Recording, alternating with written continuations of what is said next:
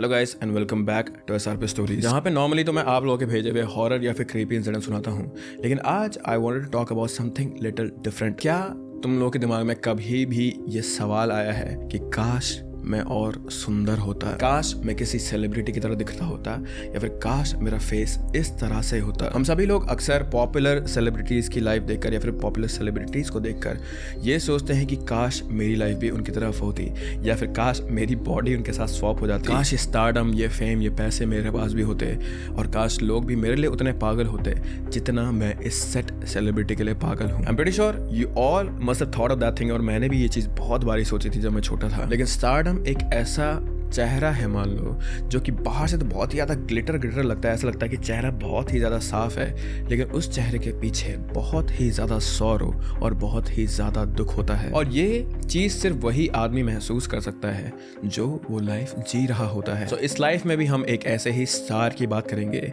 जिनका नाम था ब्यॉन एंडरसन, और उन्हें खिताब मिला था, उन्हें टाइटल मिला था the most beautiful boy in the world का।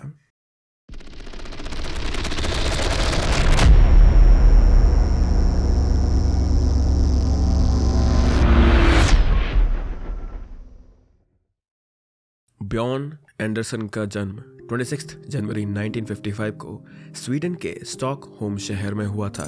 ब्यॉन की फैमिली में सिर्फ उनकी माँ बारबरो एंडरसन और उनकी नानी थी, लेकिन उनके फादर के बारे में किसी को कुछ भी पता नहीं था। किसी भी रिकॉर्ड्स में या कहीं पे भी ब्यॉन के फादर का नाम मेंशन नहीं था। ब्यॉन की मॉम ने उन्हें as a single parent raise किया था, और ये बात न कभी ब्यॉन को बताई और ना ही किसी को पता लगने दी कि ब्यॉन के फादर कौन थे। ब्यॉन के बचपन में उनका कोई दोस्त नहीं था, और वो अक्सर अपने घर में ही रहते थे या कुछ बार अपनी मॉम के साथ टाइम स्पेंड करते थे। ब्यॉन की लाइफ शुरू से ही आसान नहीं थी।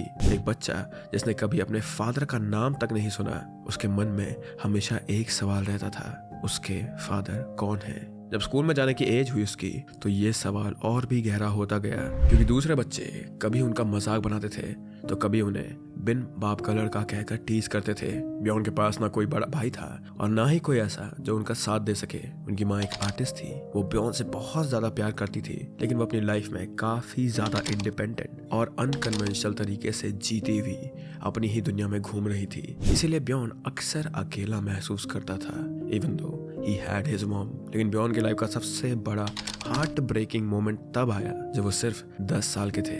एक दिन उनकी मॉम बारबरो एंडरसन बड़े ही मिस्टीरियस तरीके से गायब हो गई थी। कोई नहीं जानता था कि वो कहाँ गई, उनके साथ क्या हुआ है। शुरू में लोगों ने ये सोचा कि शायद वो कहीं निकल गई होंगी और कुछ टाइम के बाद वो वापस आ जाएंगी, लेकिन जैसे ऐसे दिन, हफ्ते और महीने गुजरने लगे, उम्मीद धीरे धीरे खत्म हो गई उनके लिए। एक दिन कुछ महीने बाद रेलवे ट्रैक्स के पास उनकी लाश मिली थी। रिपोर्ट्स के मुताबिक उनकी मौत सुसाइड से हुई थी, लेकिन इसके एग्जैक्ट रीजंस कभी भी ऑफिशियली कंफर्म नहीं हो पाए थे। इस मोमेंट का ब्यॉन पर बहुत गहरा असर हुआ था, क्योंकि एक तो उनके फादर का नाम तक उन्हें नहीं पता था, और अब ब्यॉन ने अपनी माँ को भी खो दिया था। And now Bjorn was an orphan in this world. After losing his mother, Bjorn का ख्याल उनकी नानी ने रखा था। ब्यॉन को उनकी आगे की स्कूलिंग के लिए डेनमार्क के एक बोर्डिंग स्कूल में डाल दिया गया था। उसी समय उन्होंने अपने म्यूजिक में इंटरेस्ट के चलते हुए स्टॉकहोम के एडोल्फ फ्रेडरिक म्यूजिक स्कूल को भी ज्वाइन किया था। अपनी मॉम को खोने के बाद ब्यॉन एक अलग ही दुनिया में जी रहे थे। वो अक्सर शांत रहा करते थे और किसी से भी बहुत ज्यादा बातें नहीं किया करते थे, जिस चीज का असर उनके स्कूलिंग डेज में भी देखा गया था, क्योंकि बचपन में तो वो घर में ही रहते थे, इसलिए उनका कोई दोस्त भी नहीं था। लेकिन बोर्डिंग स्कूल्स में उनके शांत और शाय नेचर के चलते यहाँ पर उनके दोस्त बना पाना भी और ज्यादा मुश्किल हो गया था। ईयर 1969 में जब ब्यॉन 14 साल के थे, he was growing into a beautiful young man, और ब्यॉन की नानी ने भी उनकी खूबसूरती को नोटिस करना शुरू कर दिया था। उन्हें लगने लगा था कि ब्यॉन में एक अलग सा ही चार्म और मैजिक है, जो कि एक्टिंग और मॉडलिंग के लिए काफी ज्यादा सूटेबल है। यहाँ पर ब्यॉन की नानी का सोचना था कि अगर ब्यॉन का करियर एक्टिंग में सक्सेसफुल हो जाता है, तो उससे न सिर्फ उसके पास फेम और पैसे आएंगे, बल्कि उनके फ्यूचर के लिए भी ये एक अच्छा स्टेप होगा। ब्यॉन की नानी का ये डिसीजन सिर्फ ब्यॉन के भले के लिए नहीं था, इसमें उनका भी एक पर्सनल इंटरेस्ट था। She wanted her grandson to be popular actor और मॉडल, एंड इसमें कोई गलत बात नहीं थी, क्योंकि हर माँ बाप और गार्डियन अपने बच्चों का बेस्ट फ्यूचर देखना चाहता है। उनकी नानी की नज़र में एक्टिंग का करियर ब्योन के लिए न सिर्फ एक अपॉर्चुनिटी थी बल्कि एक ऐसा रास्ता था जो उनकी लाइफ को बदल सकता था। ऑल्दो ब्योन अपनी नानी के डिसीजन से बिल्कुल भी खुश नहीं थे। उनका इंटरेस्ट ना तो एक्टिंग में था और ना ही स्टारडम में। जब उन्हें कैमरा के सामने आने का आइडिया दिया गया तो उनके अंदर एक अजीब सी हेजिटेशन थी। वो स्टेज या कैमरा के सामने आने से बचना चाहते थे क्योंकि उन्हें अपनी शाइनेस और इंट्रोवर्टेड नेचर की वजह से ये सब ओवरवेलमिंग लगता था।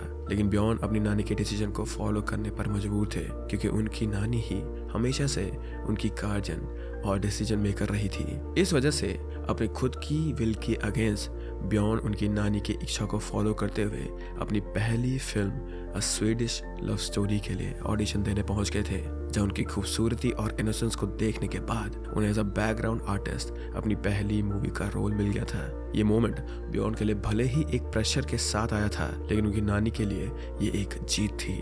उन्होंने ब्योन को लेके जो भी सपने देखे थे वो सब सच साबित हो रहे थे। ऑल्दो इस मूवी में उनका रोल कुछ खास नहीं था पर ब्योन ने अपनी एक्टिंग करियर की शुरुआत कर दी थी। एंड देन ये मूवी ईयर 1970 में रिलीज हुई थी।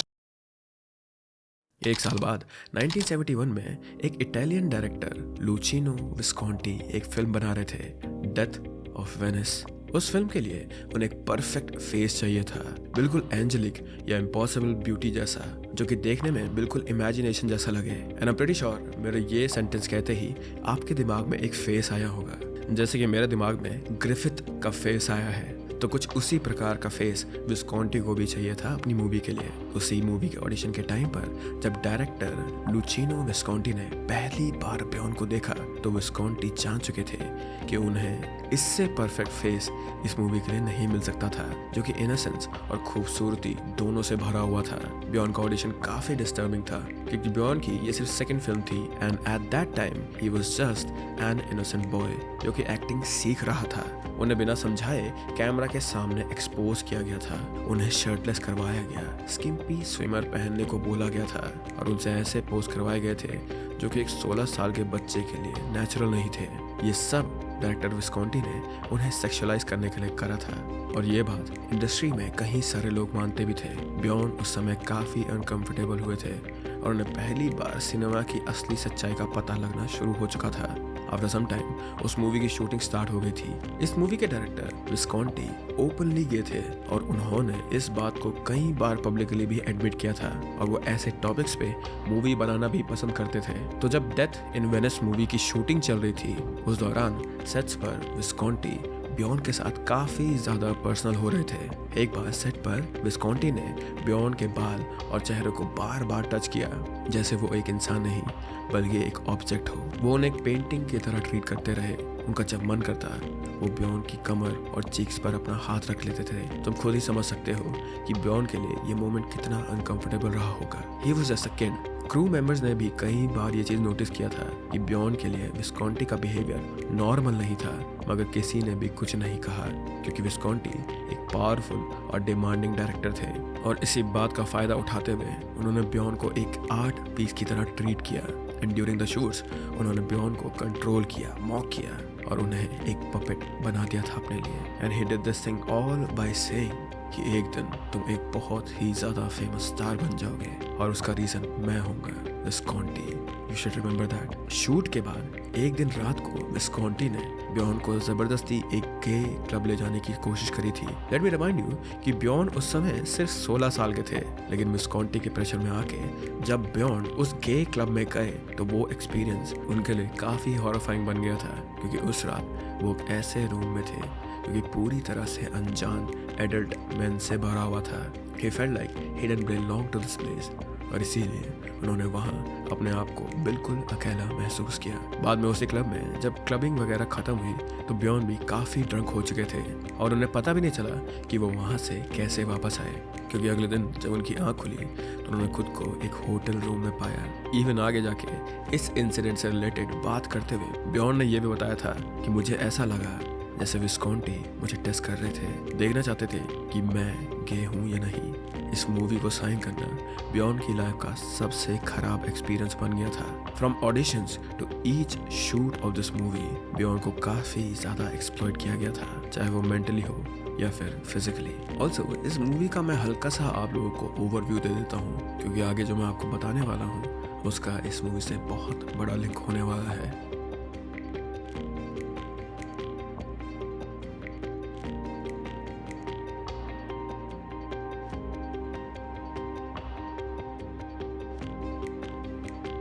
तो डेथ इन वेनिस एक आर्टिस्टिक टाइप की मूवी थी। Whole movie is based on homosexual attraction और अट्रैक्शन विद सेम जेंडर। तो इस मूवी में बियॉन एंडरसन ने ताडिजो नाम के एक लड़के का कैरेक्टर प्ले किया था, जो कि एक अनअटेनेबल ब्यूटी का सिंबल था। दूसरी तरफ एक एल्डरली मैन भी मूवी में था, जिसका रोल डिर्क बोगार्डे करके एक एक्टर ने प्ले किया था।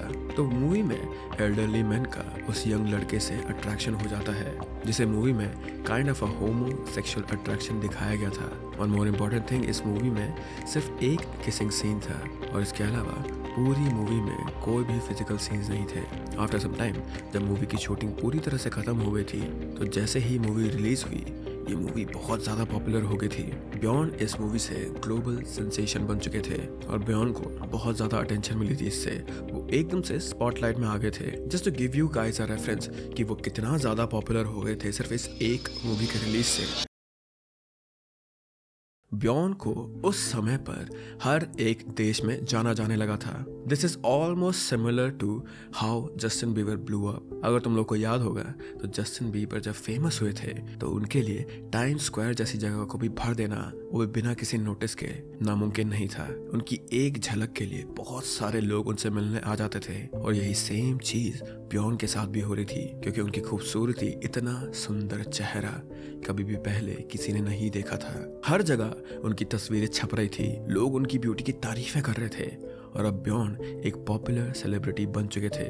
उनके पास वो फेम आ चुका था जिसके लिए हर कोई ड्रीम करता था। But this fame wasn't a blessing, it was a curse to Bjorn. एक पॉपुलर सेलिब्रिटी बनने के बाद बियॉन को कई बार पार्टीज में एंड अवार्ड शोज में जाना पड़ता था, जो उन्हें बिल्कुल भी पसंद नहीं था। ऐसे ही जब बियॉन अपनी मूवी डेथ इन वेनिस के रिलीज के एक साल बाद कैनस फिल्म फेस्टिवल में गए थे, तब उन्हें the most beautiful boy in the world title मिल चुका था, जो कि दुनिया भर में पॉपुलर हो गया था। उनके चेहरा एक आइडियल फैंटेसी या एक ड्रीम बॉय की तरह प्रेजेंट किया जाने लगा था and girls got a huge crush on him.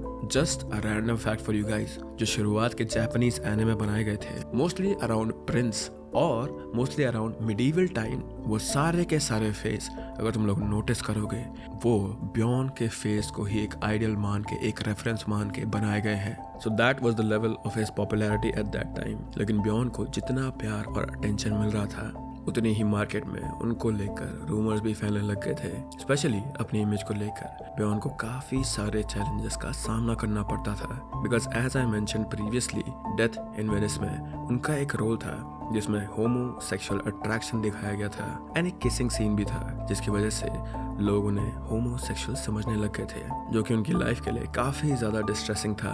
अपने प्रिटी बॉय इमेज से रिलीफ पाने और सेक्सुअलिटी को लेकर चल रहे अफवाहों को दूर करने के लिए एंडरसन ने ऐसे रोल से दूरी बनाई जो उनके गुड लुक्स पर फोकस करती थी या जिसमें गे कैरेक्टर्स होते थे। उन्होंने अपनी इमेज को लेकर और भी कई स्टेप्स लिए, जैसे कि जब फेमिनिस्ट राइटर जर्मेन ग्रेरियर ने उनकी तस्वीर को अपनी किताब द ब्यूटीफुल बॉय के कवर पर बिना उनकी परमिशन के यूज किया, तो एंडरसन काफी नाराज हुए थे।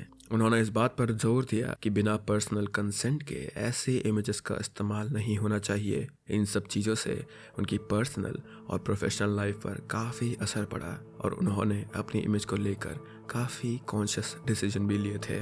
1972 में जब बियॉन 17 साल के थे, तब उन्होंने जापान का सफ़र किया था। बियॉन को जापान की ऑडियंस से काफ़ी प्यार मिला था, जैसे कि मैंने तुम्हें पहले बताया। People in Japan were crazy about him. उनके अंदर बियॉन के लिए एक अलग ही जुनून था। जब बियॉन टोक्यो पहुंचे तो हर तरफ लड़कियां उनके पीछे पागल थी। जापानीज लोगों को उनकी खूबसूरती को एक डिवाइन ब्यूटी की तरह देख रहे थे। जापान में बियॉन सिर्फ एक टूरिस्ट बन के नहीं गए थे, बल्कि उन्होंने वहाँ टेलीविजन कमर्शियल्स में भी काम किया था। फिर जल्द ही उन्होंने जापानीज ब्रांड्स के एड में अपेयर करना शुरू कर दिया था, जिसमें उनका ड्रीमी एंजेलिक लुक हाईलाइट किया जाने लगा था। In the starting of this video I mention कि बचपन में बियॉन का म्यूजिक में इंटरेस्ट था, तो जापान में उन्होंने अपने इस पैशन पर काम करने का फैसला किया and then he stepped into pop music. उन्होंने कुछ जापानीज पॉप सॉन्ग्स रिकॉर्ड किए जो काफी पॉपुलर हुए। उनके 2 गाने टू लव और यू एंड आई फॉरएवर काफी सक्सेसफुल रहे थे।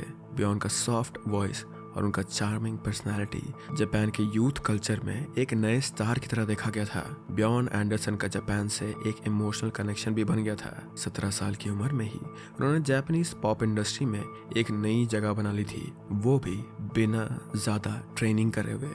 Along with his journey in Japan, बियॉन ने अपने एक्टिंग करियर को कंटिन्यू रखा। 1970s एंड 80s में उन्होंने यूरोप और स्वीडन में काफी मूवीज और टीवी सीरीज में काम किया था, लाइक स्मगलर कंगोन, कोजन और पेलिसान मैन।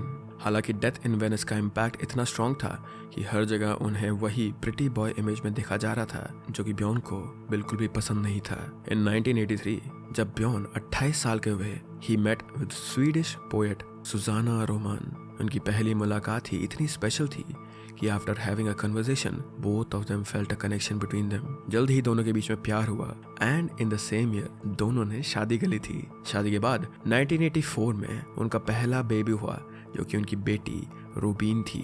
2 साल बाद 1986 में उन्हें एक बेटा हुआ, जिसका नाम उन्होंने एल्विन रखा था। But the sad part is कि जब एल्विन सिर्फ 9 महीने का था, तब sudden infant death syndrome SIDS की वजह से वो इस दुनिया से चला गया था। इस इंसिडेंट ने बियॉन और सुजाना को काफी बुरी तरह अफेक्ट किया। अपने बेटे एल्विन की मौत के बाद Bjorn suffered for a long time with depression, और वो इसीलिए था क्योंकि जिस रात एल्विन मरा था वो बियॉन के बगल में ही सो रहा था and बियॉन was completely drunk out of his mind to even look at his son। और इस बात का अफसोस उन्हें पूरी जिंदगी भर रहा था। बियॉन ने एक इंटरव्यू में कहा था कि उन्हें विश्वास है वो अपने बेटे से आफ्टर लाइफ में मिलेंगे। उनका ये मानना था कि जब बियॉन खुद इस दुनिया से चले जाएंगे तो वो अपने बेटे से जरूर मिलेंगे, और वो इसी चीज का इंतजार करते रहते हैं। एल्विन की मौत के बाद बियॉन और सुजाना उनके रिश्ते में काफी तनाव आने लगे थे, और आखिरकार 1987 में जब बियॉन 32 साल के थे, उन दोनों ने अलग होने का फैसला लिया था। और इसके बाद बियॉन ने अपनी बेटी रूबीन की कस्टडी ले ली थी। एक तरफ बियॉन की पर्सनल लाइफ में बहुत सारे चैलेंजेस थे, तो वहीं दूसरी तरफ जापान में एक्टिंग और पॉप म्यूजिक करने के बाद बियॉन ने अपने म्यूजिकल पैशन को एक नए डायरेक्शन में ले जाने का फैसला किया। 2006 तक he worked as a professional musician. उन्होंने 7 एरिक्स नाम के एक डांस बैंड के साथ यूरोप में टूर किया था एंड रेगुलरली वो वहाँ परफॉर्म भी करा करते थे। बियॉन का म्यूजिक और उनका परफॉर्मेंस एक मैच्योर और डीप आर्टिस्ट्री का हिस्सा था, जो उनकी पहली पॉप इमेज से काफी ज्यादा अलग था। 2006 के बाद एट द एज ऑफ 51 बियॉन ने अपनी लाइफ को थोड़ा स्लो कर दिया था। उनका फोकस एक्टिंग और म्यूजिक से हटकर एक नॉर्मल और प्राइवेट लाइफ जीने पर शिफ्ट हो गया था। ऑल्दो बीच बीच में उन्होंने कुछ छोटे छोटे रोल्स और अपीयरेंसेस किए थे फिल्म्स और टीवी शोज में, लेकिन उनका क्रेज वैसा नहीं रहा जैसे उनके यंगर डेज में था। And guys, do let me know in comments अगर तुमने कहीं बियॉन को किसी मूवी में देखा है तो। इसी बीच बियॉन ने अपने पास्ट के एक्सपीरियंसेस पर सोचना शुरू किया, खासकर उनकी मूवी डेथ इन वेनिस के इम्पैक्ट पर। बियॉन कई बार इंटरव्यूज में बता चुके हैं कि उनका वर्ल्ड्स मोस्ट ब्यूटीफुल बॉय का टैग उनके लिए एक कर्स बन गया था। ये आइडेंटिटी उनका पीछा ही नहीं छोड़ी थी और उनका करियर भी इसी इमेज में अटका हुआ था। इन्हीं इंटरव्यूज के दौरान उन्होंने अपनी फिल्म एक्सपीरियंसेस को भी शेयर किया और डायरेक्टर लुचिनो विस्कॉन्टी के बारे में ओपनली कहते हुए बोला, When I watch it now, I see how that son of a bitch sexualized me। इसके अलावा भी उन्होंने इंटरव्यूज में अपने कई बारी खराब एक्सपीरियंस के बारे में शेयर किया है। ईयर 2001 में जब बियॉन 66 साल के हो गए थे, तब उनकी जिंदगी एक बार फिर स्पॉटलाइट में आई जब उन पर बेस्ड एक documentary film the most beautiful boy in the world release हुई। Dadju! Dadju! Quel âge a-t-il? Il a 15. Il est très beau. Dis-lui d'enlever son boulogne. इस फिल्म में उनकी जर्नी को एक्सप्लोर किया गया था, कैसे एक टीनेजर के रूप में उन्होंने इंस्टेंट फेम देखा, फिर उनकी पर्सनल लाइफ में ट्रेजेडीज आई और कैसे उन्होंने इन सब से फाइट किया। बियॉन एक परफेक्ट इंसान नहीं थे, लेकिन he was going through the motion and he did not know any better. ये डॉक्यूमेंट्री उनकी लाइफ के उन्हीं पेनफुल एस्पेक्ट्स पर फोकस करती है जो अब तक लोगों के सामने नहीं आए थे। एट प्रेजेंट बियॉन 69 साल के हैं और अपनी लाइफ काफ़ी पीसफुली जी रहे हैं। उन्होंने अपनी बेटी रूबीन और अपनी दोनों नातिनों के साथ अपना ज़्यादा टाइम बिताना सही समझा है। फेम और मीडिया से दूर वो अपनी सिंपल और प्राइवेट लाइफ एंजॉय कर रहे हैं। At the end of the day fame isn't everything. बाहर से देखो तो ये सब काफ़ी परफेक्ट लगता है, ग्लैमर, लग्जरी, दुनिया का प्यार, लेकिन अंदर से एक ऐसी कहानी चल रही होती है जो सिर्फ वही जानता है जो उसे जी रहा होता है। बियॉन एंडरसन की जर्नी हमें ये याद दिलाती है कि जो हम स्क्रीन पर देखते हैं या जो हमें फोटोज में दिखाई देता है वो रियलिटी नहीं होती, जो कि उनके पॉपुलैरिटी के पीछे छुप जाते हैं। Fame can come with its own sets of challenges. Success का मतलब सिर्फ पैसा और अटेंशन नहीं होता, कभी कभी ये पर्सनल लॉस और लोनलीनेस पे भी आता है। तो अगली बार जब आप किसी की सक्सेस को एडमायर कर रहे हो या उनकी लाइफ को ड्रीम समझ रहे हो तो ये याद रखें कि उनकी जर्नी कभी उतनी सिंपल नहीं रही होगी। उन्होंने भी अपनी आइडेंटिटी और सेल्फ रिस्पेक्ट के लिए काफ़ी स्ट्रगल किया होगा। Keep that thing in mind that not everything that glitters is gold. So with that Bjorn Andresen की स्टोरी जो मैं तुम्हें बताना चाहता था, आई होप कि तुम्हें वो पसंद आई होगी। अगर तुम लोग को और ऐसे किसी सेलिब्रिटी या फिर और ऐसे किसी आदमी की स्टोरी सुननी हो जो तुम्हें इंस्पायरिंग लगे तो do let me know in the comment section below, क्योंकि I am working on more videos like this. तो नाम पता चलने से मेरा ही फायदा होगा और मैं तुम्हारी स्टोरीज तुम्हें बता भी सकता हूँ फिर। With that I hope that guys are happy and healthy. Video पसंद आए तो लाइक कर देना, शेयर कर देना, okay, that all YouTube jazz. But with that मैं तुम लोगों से मिलता हूँ अब अगले हफ्ते। Please be safe guys, bye bye.